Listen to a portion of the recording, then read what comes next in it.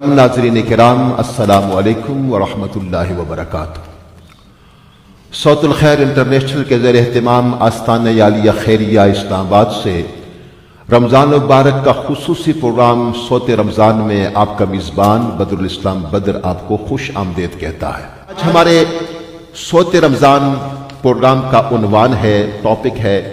रिफ़ाए आमा सीरत नबवी सल्लल्लाहु अलैहि वसल्लम की रोशनी में। आइए मेहमानों की तरफ चलते हैं। हमारे साथ अहले सुन्नत की अजीम इल्मी शख्सियत तशरीफ़ फरमा है, अल्हम्दुलिल्लाह, जिन पर हमें फ़ख्र है, हमारी आन है, हमारी शान है। उस्ताज़ुल गुलामा वल फुज़ला शेखुल हदीस व तफसीर हज़रत अल्लामा प्रोफेसर डॉक्टर मोहम्मद ज़फ़र इक़बाल जलाली साहब दामत बरकातुहुम कुद्सिया। मैं आपकी तरफ सवाल के लिए आऊँगा। डॉक्टर साहब, पहले तो आपका बहुत शुक्रिया कि आप बेशबेपनाह मसरूफियात से वक्त निकाल के हमारे प्रोग्राम में तशरीफ़ लाए। सवाल ये है कि दीगर मज़ाहिब में जिस तरह हम दुनिया में देखते हैं, सुनते हैं, वेलफेयर के काम, फलाह और बेबूद के काम, समाजी को काम, बड़ा चर्चा है इनका कि जी फलानी मजहब वाले ये करते हैं। तो हमारे दीन इस्लाम में सीरत नबवी सल्लल्लाहु अलैहि वसल्लम की रोशनी में बताएं कि हमें हमारा दीन इस बारे में क्या कहता है। माशाअल्लाह, मैं जनाब आपका भी शुक्रगुज़ार हूँ और आस्ताना आलिया खैरिया के जुमला खुद्दाम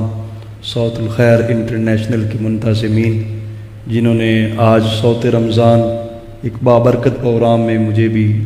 शिरकत की सआदत का मौका मुयस्सर किया। अल्लाह ताला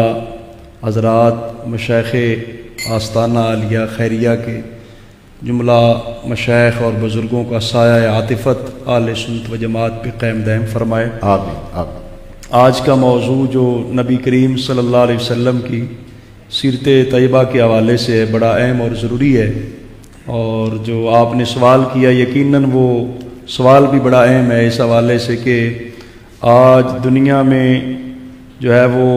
लोगों ने मेयार बदल लिए, अक़दार बदल गई जी। और मुसलमानों ने जहाँ से हासिल करना था उस मशरब से, उस मंबा से हट कर कहीं और से रहनुमाई लेना शुरू कर दी। नतीजातन ये निकला कि आज हमारे लिए ये समझना ज़रूरी हो गया कि जो रिफ़ाए आमा का काम हमारे नबी करीम सल्लल्लाहु अलैहि वसल्लम ने मुतारफ़ करवाया, आपकी तशरीफ़ आवरी से इंसानियत को फलाह और बहबूद मिली। वाह वाह। वो आका हुज़ूर अलैहिस्सलातु वस्सलाम की तशरीफ़ आवरी से पहले वो कहीं पर भी नज़र नहीं आती थी। बेशक। अगरचे असहाबे खैर तो अम्बिया और रसूल अलैहिमुस्सलाम की ज़वाते कुदसिया की सूरत में मुख्तलिफ जो है वो ज़मानों में दुनिया में तशरीफ़ लाते रहे और खैर और भलाई का दर्स देते रहे, उनकी बदौलत जो है इंसानियत को फलाह बहबूद नसीब होती रही। लेकिन जो रिफ़ाए आमे का जामे और हमागीर तसव्वुर नबी करीम सल्लल्लाहु अलैहि वसल्लम ने अता फरमाया, वो आपकी तशरीफ आवरी से पहले इंसानियत नहीं जानती थी। बेशक। बल्कि अगर मैं यूं कहूं तो बेजा नहीं है। रिफ़ाए आमा का तसव्वुर जो मगरबी दुनिया जानती है या समझती है, शायद वो सिर्फ इंसानियत की फलाह बहबूद तक है। लेकिन हमारे नबी करीम सल्लल्लाहु अलैहि वसल्लम ने जो रिफ़ाए आमा का तसव्वुर पेश किया, उसमें सिर्फ इंसानों की फलाह बहबूद नहीं है, बल्कि उसमें हवानात हैं, नबातात हैं, चरिंद हैं, परिंद हैं, सारी मखलूक़ात के लिए हुज़ूर अलैहिस्सलातु वस्सलाम ने फलाह बहबूद का एक जामे और हमागीर तसव्वुर पेश किया है। बल्कि क्यों ना होता है ऐसे कि रब ताला ने नबी करीम सल्लल्लाहु अलैहि वसल्लम को किसी एक इलाके के लिए नबी बनाकर नहीं भेजा, किसी एक कबीले के लिए नबी रसूल बनाकर नहीं भेजा, बल्कि रब ताला ने कुरान मजीद में फरमाया, वमा अर्सलनाका इल्ला रहमतल लिल आलमीन। ऐ प्यारे नबी, हमने आपको तमाम जहानों के लिए रहमत बनाकर भेजा है। जो फलाह बहबूद के काम है, दूसरों के साथ भला करना, रहम से पेश आना, मोहब्बत और शफकत से पेश आना, तो हुजूर अलैहिस्सलातु वस्सलाम की शान रहमत का जब दायरा इस कदर वसी है कि उसमें सिर्फ मुसलमान नहीं है, उसमें सिर्फ इंसान नहीं है, बल्कि अल आलमीन है, यानी कायनात का जर्रा जर्रा जो है वो रहमत मुस्तफ़ा सल्लल्लाहु अलैहि वसल्लम से फैज़याब है। क्या बात है। बल्कि नबी करीम सल्लल्लाहु अलैहि वसल्लम जिस खानदान में तशरीफ लाए وہ خاندان بھی اپنے زمانے میں جو ہے سماجی خدمت کے حوالے سے ایک منفرد تعارف رکھتا تھا، بلکہ جو حجابہ کا ایک لقب ہے آپ کے خاندان میں ابا اجداد میں کہ بیت اللہ شریف کی حفاظت، بیت اللہ شریف کی خدمت، اور پھر السقایا کا لقب ملا آپ کے خاندان کو کہ آنے والے جتنے وفود آتے، مسافر آتے مکہ مکرمہ میں، انہیں پانی پلانے کی سعادت بھی حضور کے ابا اجداد کو نصیب رہی، بلکہ جو ابرہ کے لشکر کے اندر حضور علیہ السلام کے جد اعلیٰ کا تعارف کروایا گیا، اس میں بتایا گیا حضور کے دادا جی کے بارے میں کہ حضرت عبد المطلب صاحب تو ایسے ہیں جن کا دسترخوان اس قدر وسیع اور اتنا بڑا ہے، ہر وقت بچھا رہتا ہے، انسان تو انسان رہے، پہاڑوں کی چٹانوں پہ بسیرا کرنے والے چرند پرند بھی ان کے دسترخوان سے پلتے ہیں، بلکہ حضور کے ابا اجداد میں جو آپ کے جد امجد حضرت ہاشم صاحب ہیں، ان کا لقب ہی ہاشم اس بنیاد پر رکھا گیا کہ جو روٹیوں کے ٹکڑے کر کے سرید بنا کر مسافروں کو آنے والوں کو کھلایا کرتے تھے۔ اس سے آپ اندازہ لگا سکتے ہیں کہ حضور نبی کریم صلی اللہ علیہ وسلم جس خاندان میں آئے ان کی رفاع عامہ کے حوالے سے کس قدر خدمات تھی، اور پھر جو حضور علیہ السلام پر پہلی وحی جو ہے وہ غار ہرا میں اتری، تو وہ کلام الہی کا روب اور جلال حضور علیہ السلام پر ایک خاص کیفیت بنی۔ جب آپ وہ پہلی وحی لے کر گھر پہنچے اور کہا کہ مجھے چادر اڑا دیں، تو آپ کی اہلیہ محترمہ حضرت ام المؤمنین سیدہ خدیجہ الکبریٰ رضی اللہ عنہا نے جو تعارف کروایا اور حضور سے یہ عرض کیا، واللہ لا یخزیک اللہ ابدا، یہ بخاری شریف کے جو ہے صفحات آج بھی حضور کے اس عظمت کردار کو سلام پیش کرتے نظر آتے ہیں کہ حضرت اماں سیدہ خدیجہ الکبریٰ رضی اللہ عنہ نے حضور سے یہ کہا تھا آپ کا پیغام کبھی رک نہیں سکتا، آپ کا مشن جو ہے اس کے اندر کوئی ناکامی نہیں آ سکتی، اللہ تبارک و تعالی آپ کے ساتھ ہے، اس لیے انک لتصل الرحم، آپ تو جوڑنے کے لیے تشریف لائے ہیں، آپ معاشرے میں صلہ رحمی کو فروغ دیتے ہیں، وتحمل الکلہ، جس کا بوجھ اٹھانے والا کوئی نہ اس کا بوجھ آپ اٹھا لیتے ہیں، وتکسب المعدوم، جس کا کما کر کھلانے والا کوئی نہ ہو آپ تو اس کو کما کر بھی دیتے ہیں، وتقر الضیف، کوئی مہمان آ جائے اس کی مہمان نوازی کرتے ہیں، وتعین علی نوائب الحق، اگر کوئی زمانے والوں پر آفت اور مصیبت آ جاتی ہے آپ ان کی دستگیری اور مدد کرتے نظر آتے ہیں۔ حضرت سیدہ خدیجہ الکبریٰ رضی اللہ نے عرض کیا، یا رسول اللہ صلی اللہ علیہ وسلم آپ کا مشن جو ہے وہ رک نہیں سکتا، وہ آگے بڑھے گا، جس کا اتنا اعلیٰ کردار ہو معاشرے کے لیے اور معاشرے اور سماج کی فلاح اور بہبود کا ایک اتنا جامع منصوبہ رکھتا ہو، وہ کبھی بھی ناکام نہیں ہو سکتا معاشرے میں، معاشرہ اسے ہر صورت قبول بھی کرے گا اور اس کے پیغام کو آگے لے کے ساتھ چلے گا بھی۔ ماشاءاللہ جی ڈاکٹر صاحب بہت تفصیل کے ساتھ آپ نے جواب دیا ہے کہ رفاع عامہ کا کام، بھلائی کا کام، مخلوق خدا کا کام، جتنا اسلام اس کی ترغیب دیتا ہے دوسرا مذہب اس میں کی نہیں دیتا۔ بلکہ آج جو ابھی جو ہے وہ اعتکاف کا بھی ماحول ہے، بڑے خوش نصیب لوگ ہیں دنیا بھر میں جو اعتکاف کی سعادت حاصل کر رہے ہیں، حدیث شریف کے مطابق 2 حج اور 2 عمروں کا ثواب ہے اس مسنون اعتکاف کی فضیلت کے بارے میں، لیکن نبی کریم صلی اللہ علیہ وسلم کو رفاع عامہ کے کام اس قدر پسند تھے، آپ نے اپنا عمل مبارک حدیث پاک میں جو بیان فرمایا اس میں مسجد نبوی شریف کی طرف اشارہ کر کے حضور نے فرمایا کہ مجھے اس مسجد میں اعتکاف کرنے سے زیادہ پسند یہ ہے کہ میں کسی مسلمان کی حاجت اور ضرورت پوری کرنے اس کے ساتھ چلا جاؤں۔ کیا بات ہے۔ اور پھر جو فضیلت بیان کی ساتھ جانے کی، کسی کے رفاع عامہ کے کاموں میں دلچسپی لینا، خلق خدا کی خدمت کرنا، اس میں تو حضور علیہ السلام کے ارشاد گرامی ہے، من مشا فی حاجت اخی، جو اپنے بھائی کی حاجت کے لیے اس کے ساتھ چلا جائے، کان خیر اللہ من اعتکاف 10 سنین، حضور علیہ السلام نے فرمایا 10 سال اعتکاف کرنے کے ثواب سے بھی زیادہ ہے کہ کوئی شخص دوسرے مسلمان بھائی کی حاجت پوری کرنے اس کے ساتھ چلا جاتا ہے۔ اس سے آپ اندازہ لگا سکتے ہیں کہ اسلام نے جو رفاع عامہ کی رغبت اور شوق دیا، جو عظمت اور فضیلت عطا کی، وہ یہ عبادات کے تصور سے بھی بالا تر ہے، بلکہ باقی عبادات جو ہیں ان کو اگر دیکھا جائے تو وہ ایک حصہ بنتا ہے، تو باقی 9 حصے 10 حصوں میں خلق خدا کی خدمت ہے، اللہ کی مخلوق سے پیار ہے، اللہ کی مخلوق کی حاجات پوری کرنا، ان کی ضرورتیں پوری کرنا۔ یہ نبی کریم صلی اللہ علیہ وآلہ وسلم کی سیرت طیبہ میں بے شمار ایسے واقعات ملتے ہیں۔ بلکہ جو دیکھا جائے کہ حجر اسود کا نصب کرنے کا جو مرحلہ آیا، ابھی حضور علیہ السلام نے اعلان نبوت بھی نہیں فرمایا تھا، 35 سال آپ کی عمر مبارک تھی، اس وقت جو ہے قبائل آپس میں باہم دست و گریبان تھے، ایک قبیلہ کہتا یہ حجر اسود ہم نے نصب کرنا ہے دیوار کعبہ میں، دوسرا کہتا ہم نے کرنا ہے، تیسرا ہم نے کرنا ہے۔ تو ایک سمجھدار آدمی نے انہیں کہا آپ جھگڑا نہ کریں، جو کل صبح باب بنی شیبہ سے شخص آئے آپ اس کو منصب مان لیں، جو وہ فیصلہ کرے وہ آپ قبول کر لینا۔ ایسے ہوا کہ جب اگلے مصرے میں کہا کہ سمال الیتامى عصمۃ للارامل، حضور علیہ السلام کی ذات گرامی ہے جو یتیموں کے لیے بھی ملجا و ماوا ہے، اور پھر بیوہ عورتیں جو ہیں ان کے لیے بھی حضور علیہ السلام کا جو دامن کرم ہے وہ ایک آسرا اور سہارا بنتا ہے۔ تو یہ سرکار دو عالم صلی اللہ علیہ وسلم کا وہ تار جو آپ کے چچا ابو طالب نے پیش کیا، اس سے آپ اندازہ لگا سکتے ہیں کہ آقا حضور کسے چہرے سے خیرات لے کر بادل آتے تھے، برستے تھے، سالی دور ہوتی، خوشحالی اور ہریالی آیا کرتی تھی، تو نبی کریم صلی اللہ علیہ وسلم کا اگر چہرہ مبارک ہی،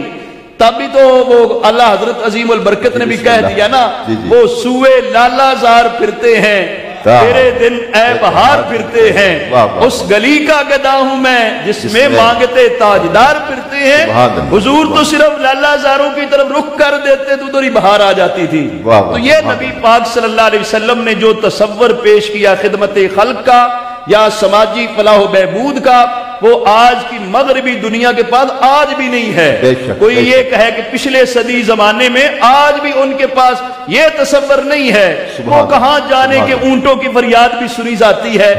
آج کوئی سائنس ٹیکنالوجی کی ترقی بتا سکتی ہے، ہم کوئی فاختہ آ جائے تو اس کی گفتگو سن کے سمجھ سکتے ہیں، یا اونٹ اپنا بل بلاتا آ جائے فریاد لے کر تو اس کی فریاد سن سکتے ہیں، کوئی بھی نہیں ہے۔ یہ حضور علیہ السلام کی ذات گرامی ہے، جہاں انسانوں کو بھی سکون ملتا ہے، جانوروں کو، چرندوں پرندوں کو، سب کی بولیاں بھی سنی سمجھی جاتی ہیں اور ان کی حاجتیں بھی پوری کی جاتی ہیں۔ ماشاءاللہ۔ ماجد صاحب ایک بڑی مشہور حدیث کہ صحابی رسول ہیں حضرت سعد بن عبادہ رضی اللہ تعالیٰ بارگاہ رسالت صلی اللہ علیہ وسلم میں حاضر ہوتے ہیں، عرض کرتے ہیں حضور میری والدہ کے انتقال ہو چکا ہے، ان کے لیے صدقہ۔ تو میں چاہتا ہوں کہ ہمارے ناظرین کو آپ یہ بتائیں کہ جو صاحب ثروت ہیں، کیونکہ سعد بن عبادہ کو اللہ نے ثروت عطا کی تھی، تو میرے نبی نے فرمایا انہوں جب پوچھا کہ صدقہ، تو آپ ہمارے ناظرین کو یہ بتائیں کہ جو صاحب ثروت ہیں ان کے والدین اگر دنیا سے چلے بھی گئے ہیں تو وہ ایسا کوئی عمل کر سکتے ہیں جس سے لوگ فائدہ اٹھائیں اور ان کے والدین کو ثواب ملتا رہے؟ ماشاءاللہ جی، یہ بھی دین اسلام کا جو ایک ہماگیر اور وسیع تصور ہے رفاع عامہ کا، جی جی، کہ کسی کے ساتھ اس قدر خیر خواہی ہے کہ نہ صرف دنیا بلکہ دنیا سے چلا جائے پھر بھی اس کے ساتھ خیر خواہی اور بھلائی کی جائے۔ سبحان اللہ۔ یہ تصور اسلام کے علاوہ تو اور کسی مذہب میں بھی نہیں ہے۔ ظاہر ہے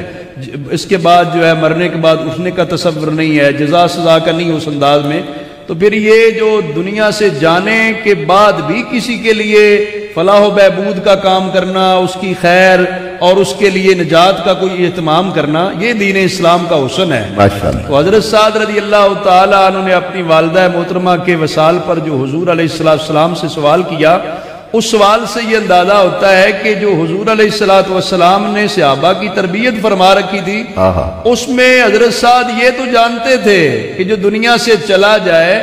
اس کے لیے اگر بعد میں کوئی صدقے کا کام کیا جائے یا رفاع عامہ کا کام کیا جائے، خدمت خلق کی جائے تو اس کا ثواب اسے پہنچے گا. سوال یہ نہیں کیا، سوال یہ تھا ایو صدقۃ افضل. یا رسول اللہ صلی اللہ علیہ وسلم صدقے کا ثواب تو پہنچتا ہے، ہمیں پتہ ہے. آپ یہ ارشاد فرمائیں کہ بہترین صدقہ کون سا ہے، افضل صدقہ کون سا ہے. تو چونکہ اس وقت جو تھی اہل مدینہ کو پانی کی حاجت اور ضرورت تھی، تو نبی کریم صلی اللہ علیہ وآلہ وسلم نے ارشاد فرمایا الماء، کہ پانی کا اہتمام اور بندوبست کرنا جس سے خلق خدا پانی پی کر فیض یاب ہوگی، اس کا ثواب تیری والدہ محترمہ کو ہوگا. تو حضرت سیدنا سعد رضی اللہ تعالیٰ عنہ حدیث شریف میں آتا ہے فحفر بئرن، پورا کنواں کھدوا دیا. نہ صرف یہ کہ ایک جگ پانی کا رکھ دیا یا کولر رکھ دیا، ایسے نہیں کیا، بلکہ پورا ایک کنواں کھدوا دیا اور فرمایا حاضی لأم سعد، سبحان اللہ، یہ کنواں سے پانی تو زندہ لوگ پئیں گے، لیکن جو اللہ کی مخلوق اس سے فیض یاب ہوگی، پانی پی کر اپنی پیاس بجھائے گی، ان کو جو راحت اور سکون ملے گا، اس کا ثواب جو اللہ تعالیٰ مجھے عطا کرے گا وہ میری والدہ محترمہ کو پہنچے گا، وہ ام سعد کے لیے ثواب جائے گا. تو حضور علیہ السلام کے صحابی نے باقاعدہ طور پہ سوال کر کے ہمارے لیے رہنمائی کا ذریعہ بنا دیا. ویسے تو نبی کریم صلی اللہ علیہ وسلم کے صحابی حضرت سیدنا عثمان غنی رضی اللہ تعالیٰ عنہ، جنہوں نے وہ بیر روما جو کہ یہودی سے وہ کنواں خریدا جو بڑے مہنگے داموں بیچتا، اور اس کا خیال تھا کہ شاید کوئی نہیں خرید سکے گا، لیکن نہیں جانتا تھا، اس نے زیادہ قیمت بتائی، زیادہ قیمت اس لیے بتائی کہ کوئی نہ خریدے. لیکن یہ نہیں پتا تھا کہ حضور کے فیض یافتگان میں عثمان غنی بھی ہیں، جن کو رب ذوالجلال نے ثروت اور دولت دی ہے اور ساتھ دل بھی اتنا دیا ہے کہ حضرت سیدنا عثمان غنی رضی اللہ تعالیٰ بڑے مہنگے داموں خریدا. تو بعض لوگ سمجھ رہے تھے شاید اس کو آگے پانی کو بیچیں گے بھی. عرب شریف میں تو آج بھی جو صورتحال ہے مطلب پانی کی وہ مختلف ہے. تو حضرت سیدنا عثمان غنی رضی اللہ تعالیٰ نے وہ کنواں خرید کر حضور علیہ السلام سے عرض کیا کہ میں تو یہ مسلمانوں کے لیے وقف کرتا ہوں، خلق خدا کی خدمت کے لیے وقف کر دیتا ہوں. حضور علیہ السلام نے بشارت کے طور پر ارشاد بھی فرمایا تھا کہ جو بیر روما خریدے میں اسے جنت کی خوشخبری دیتا ہوں. حضرت سیدنا عثمان غنی رضی اللہ تعالیٰ کے اگر رفاعی خدمات کا جائزہ لیا جائے تو اہل علم کہتے ہیں کوئی ایک دو مواقع نہیں ہیں، بلکہ تقریباً 17 ایسے مواقع تھے کہ حضور جنت بیچ رہے تھے، عثمان غنی خرید رہے تھے. بلکہ جو ہے وہ دیکھا جائے تو مسجد نبوی شریف کی جو زمین ہے نا جی، بنیادی طور پر یہ اہل عرب میں وقف کا تصور نہیں تھا. یہ تصور جو دیا کہ رائے خدا میں کسی چیز کا وقف کر دینا، یہ بھی حضور علیہ السلام نے عطا کیا. میں ڈاکٹر صاحب یہ جو ہے خاص اہل ایمان کے لیے نہیں ہے، اس سے ہر کوئی فائدہ اٹھا سکتا ہے، ہر کوئی فائدہ اٹھا سکتا ہے. تو حضور علیہ السلام نے مسجد نبوی شریف کی وہ جو زمین باقاعدہ طور پہ خریدی گئی، سہل اور سہیل دو جو نامی شخص تھے، ان سے لی گئی. حضرت سیدنا صدیق اکبر رضی اللہ عنہ نے قیمت پیش کی تھی. اور پھر جب مسجد نبوی کی توسیع کا معاملہ آیا تو وہ ساتھ پڑوسی آدمی تھا جس سے خریدنا، اور وہ بھی بڑی مہنگی داموں دیتا تھا. تو سیدنا عثمان غنی رضی اللہ تعالی نے وہ مسجد نبوی کی توسیع کے لیے زمین خرید کے وقف کی تھی. تو یہ باقاعدہ طور پہ حضور نبی کریم صلی اللہ علیہ وسلم نے تربیت فرمائی تھی،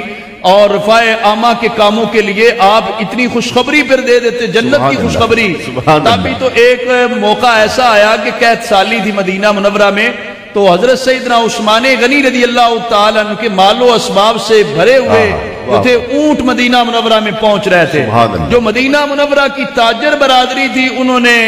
وہ قافلہ پہنچنے سے پہلے ریٹ لگانا شروع کر دیا. کسی نے کہا 2 گنا، کسی نے کہا 3 گنا، بڑھتے بڑھتے 5 گنا تک جو ہے وہ زیادہ نفع دینے کے لیے بات کر دی. حضرت سیدنا عثمان غنی رضی اللہ تعالیٰ ہر بار کہتے رہے نہیں. تاجروں نے اتفاق کر کے کہا کہ اے عثمان غنی، مدینہ منورہ کی تو ہم ہی تاجر برادری ہیں، اگر 5 گنا نفع لے کر بھی آپ نہیں دیتے تو ہم سے علاوہ تو اور تاجر ہے ہی کوئی نہیں جو خرید سکے. حضرت سیدنا عثمان غنی نے جو تصور پیش کیا تھا وہ آج کے بھی ہمارے لیے بھی سبق آموز ہے. آپ نے فرمایا تھا کہ تم تو بندے ہو نا، تمہارا اتنا ہی ریٹ ہے کہ تم نے اس میرے غلے کی قیمت بڑھاتے بڑھاتے 5 گنا نفع کی پیشکش کر دی ہے، میں تو اس اللہ کی بارگاہ میں وہ پیش کر دوں گا، من جاء بالحسنۃ فلہ عشر امثالھا، جو اللہ کی رضا کے لیے ایک نیکی کرے گا اللہ تعالیٰ 10 گنا بڑھا کے دیتا ہے۔ تو تم 5 گنا مجھے نفع دیتے ہو، میں تمہیں گواہ بنا کر کہتا ہوں میں تو مدینہ منورہ کے مسکین اور نادار فقراء کے لیے اپنے غلہ جو ہے اس کے دروازے کھول دوں گا، اور اللہ تبارک و تعالیٰ مجھے 5 گنا نہیں دے گا، 10 گنا نفع عطا فرمائے گا۔ ماشاءاللہ جی ڈاکٹر صاحب، احترام درخواست گزار ہوں محترم جناب حضرت علامہ پروفیسر ڈاکٹر ظفر اقبال جلالی صاحب اختتامی دعا فرمائیں گے۔ اللہم صلی علی سیدنا و مولانا محمد وعلی آل سیدنا و مولانا محمد مبارک وسلم صلی علیہ۔ مولا کریم اپنے خاص فضل و کرم سے ساعت الخیر انٹرنیشنل کی اس کاوش اور کوشش کو اپنی بارگاہ میں قبول فرما۔ تیری پاک کلام قرآن مجید کی تلاوت، تیری حمد و ثنا کی گئی، تیرے محبوب علیہ السلام کی ثنا خوانی کی، حضور نبی کریم صلی اللہ علیہ وسلم کی سیرت طیبہ کے مختلف گوشے پیش کیے گئے۔ اپنے کرم سے مولا کریم اس جملہ امور خیر کو اپنی بارگاہ میں قبول فرما۔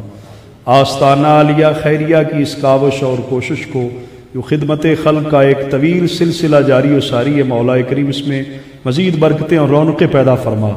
حضرات مشائخ آستانہ عالیہ خیریہ کو صحت و سلامتی عافیت کی درازی عمر نصیب فرما۔ مولا کریم جملہ خدام مریدین عقیدت مندان درگاہ جو ہیں ان کو فیض یاب فرما۔ مولا کریم کرونا وائرس سمیت ہر طرح کی وباؤں اور بلاؤں آفتوں فتنوں سے پوری ملت اسلامیہ کو اپنا حفظ و امان نصیب فرما۔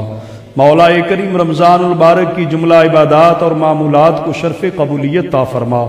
زندگی میں بار بار ہمیں بارونق رمضان المبارک نصیب فرما۔ حرمین شریفین طیبین کی حاضری کی سعادتیں ہمیں میسر نصیب فرما۔ مولا کریم تیرے بندے جن مشکلات سے دوچار ہیں،